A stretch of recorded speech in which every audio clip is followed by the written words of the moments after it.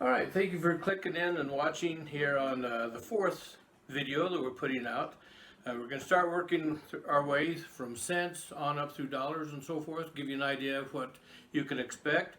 With the cents, we're going to start with the Indian head collection and go over some of the better dates. We're going to discuss condition a little bit farther and so forth. Appreciate my daughter in helping me out with a light that I can do a little bit better with the lighting on the coins there. So that really helped out. Thank you, Kayla.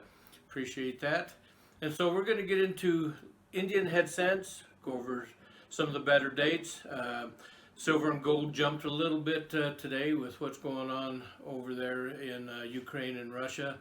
That tends to affect the markets out there. So silver and gold have gone up, and so if you have silver you're thinking of selling, it's taken a little bit of a jump today as well. So let's get into some Indian head cents. Okay, we're talking about Indian head cents today. Before I get into it, today is March 1st, and because of what's going on in Russia and Ukraine, gold and silver have taken a little bit of a jump today. You'll see that gold is at $19.50, up about $50 from a couple days ago. Silver is up about $1.50 from 24 from the previous video. So 90% coin, your 64 and prior, and instead of $18 has gone up to about $19, what you can expect a dealer to pay for you. And silver dollars right around $26 a piece. So that gives you a little bit of an idea on what's going on with the markets today. Like I said, we're talking about Indian head cents. And right here, I'll let you kind of zoom in and take a look at the grading with good on through. Even PF stands for proof. They did make some proof Indians. They're a little pricey, but well, you can usually expect to get about $150 out of those if you're looking to sell, if you happen to have a collector that picks some of those up along the way. We'll touch on some of the better dates. The key dates for the Indian head cent collection is 1877 and 1909 with an S mint mark. The S is underneath the wreath.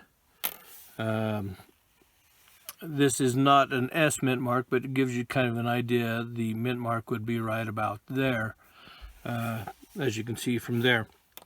And they only made S mint marks. Philadelphia made everything up until 1908. Then 1908, San Francisco also made some Indian head cents, and in 1909. So you only find S mint marks on 08s and 09s on the Indian head cents. So obviously with scarcer dates, the better the condition, the more they're worth. The 1877 in good condition, you can expect to receive right around $300-400 for.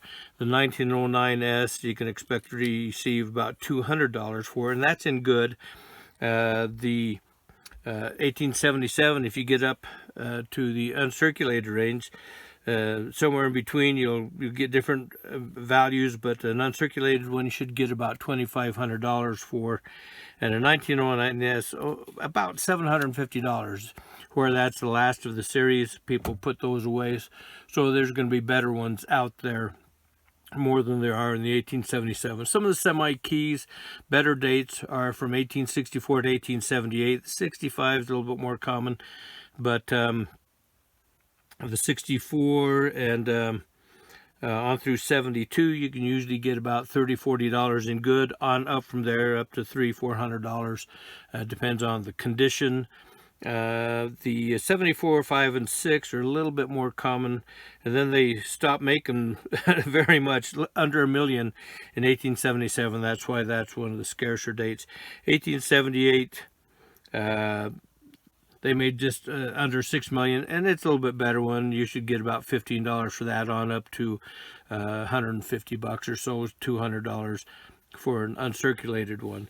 The 1908 with the S mint mark is a little bit tougher one. It starts in good at about $60 is what you could expect, on up to about $200 for an uncirculated coin. So let's talk about condition, kind of give you some examples of that.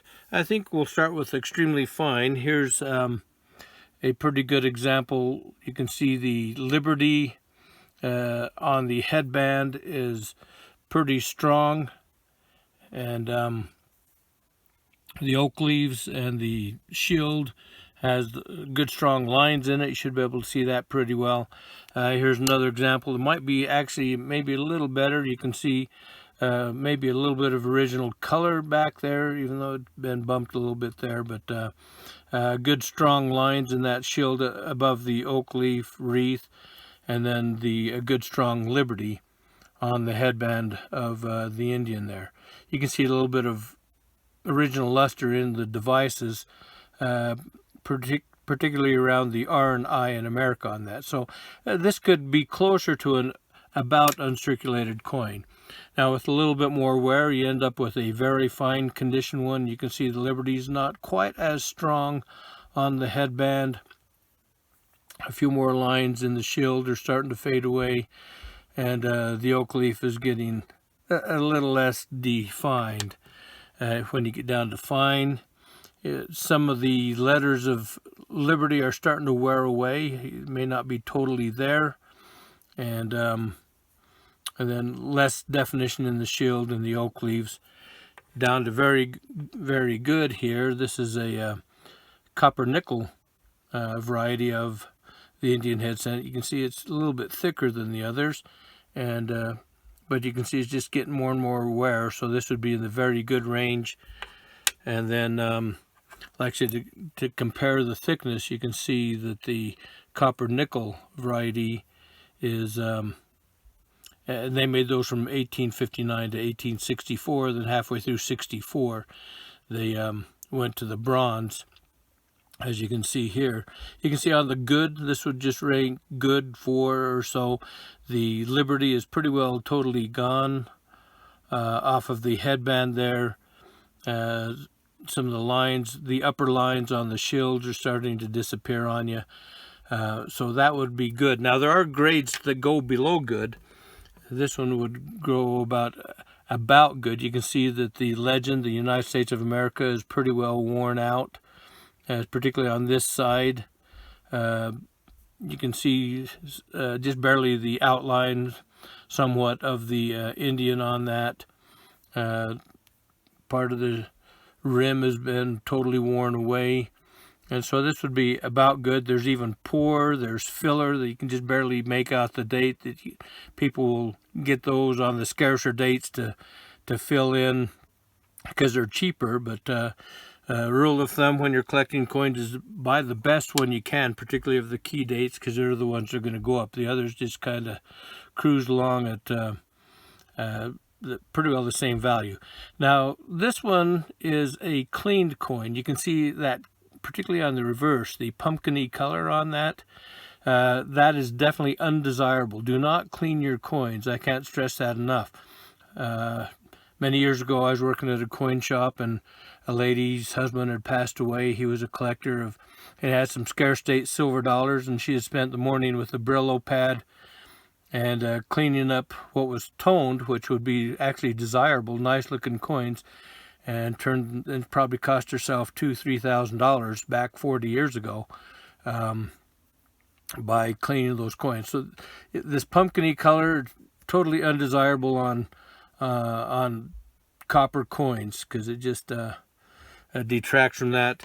Here's a damaged coin. This is a 1894, which is usually a little bit better date, worth about $10 in good condition, maybe a little more.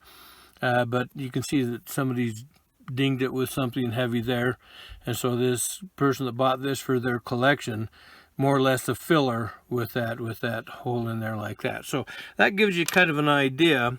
Now when you're looking to sell your coins, you'll see down here these are all 1907, and some of them are pretty decent. I don't think I even keep a good condition one here. You can see most of the Liberty on that, but like I said, these are all 1907s. I'll just grab another one. So I'm not in the market to buy many more 1907s. I've had these for quite a few years. It's hard to sell them. Most collectors have most everything from 1894 on up, except for the S mints in their collection, and so A dealer's not going to pay a whole lot for the real common dates unless they're in extremely nice condition. So don't expect huge money for those, even though you don't see Indian head scents around anymore. They're out of circulation, of course, but dealers see quite a few of them and have a lot of them. So like I say, don't expect a huge amount of those along the way. So anyway, that kind of goes over some of the better dates on Indian head scents, what to look for, how to touching on grading, gives you an idea on that. If you have any questions about Indian head scents or anything else, feel free to give me an email at johnsonscoins@gmail.com, and I'll be happy to answer your questions, maybe even put it out there on one of our next videos. We'll be discussing Lincoln scents and going more in depth with those, what to look for on those as far as better dates and conditions, and we'll go into those on the next video. So appreciate you watching this video, and if you have any questions, once again, johnsonscoins@gmail.com. Please subscribe to these videos, and you'll get alerts for more videos down the road, and please tap like. Sure to appreciate that. So thanks again for watching.